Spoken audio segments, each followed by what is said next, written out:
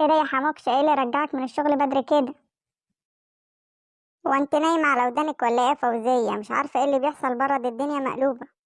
وايه اللي قلبها بقى يا اخويا؟ ان شاء الله ده انا لسه صاحية من النوم حتى ملحقتش اشرب حاجة ولا اكل حاجة. الدهب غالي قوي يا فوزية. الدهب عدى 3000 جنيه وانت قاعدالي بس بتفكري هتاكلي ايه وتشربي ايه. طب وانت مالك ومال الدهب؟ غالي ولا رخص يا اخويا؟ وانت راجعلي من الشغل عشان تقولي الدهب غالي ومش غالي؟ طب احنا مالنا؟ هو ايه اللي احنا مالنا يا فوزية؟ قومي هاتيلي الدهب بتاعك اما نبيعه، انت عارفة بقولك الدهب عدى 3000 جنيه وليا. نعم؟ دهب ايه يا ابو دهب؟ هو فين الدهب ده؟ هو فين الدهب ده ازاي؟ ليه هو انا كنت شبكك كده ببلاش ولا ايه؟ انا مش جايبلك دهب قبل ما نتجوز؟ دهب ايه يا اخويا اللي جايبه لنا قبل ما نتجوز؟ هو انت نسيت ولا ايه؟ كل ما يكون عليك حاجة ولا عايز فلوسي هاتي غوشة اما ابيعها، هاتي خاتم ده اما ابيعه واجيبهولك تاني ما بتجيبليش حاجة.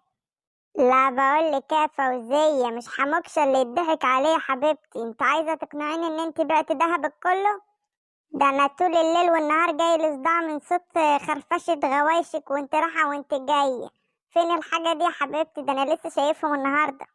غوايش سني يا حبيبي؟ هو انت مفكر ان انا هدني كده من غير ما البس حاجة؟ على الاقل جبت السنة البسه بدل ما حد يقول لي دهبك فين. ما انت فاضحني، هعمل لك ايه؟ طب بالراحة وانت تطلق بقى يا فوزية وبخلي السن ينفعك يا روح امك. فانت بتطلقنا عشان الدهب؟ ما كانش العشم يا اخويا. وبعدين حتى لو هو كان موجود، هو دهب انا ولا دهبك انت؟ لا بقولك ايه بقى، مش كفاية ما خدتش الدهب كمان هتطولي لسانك؟ طب خدي بقى. خدي يا حموكشة والله ما انا سايباك، خد.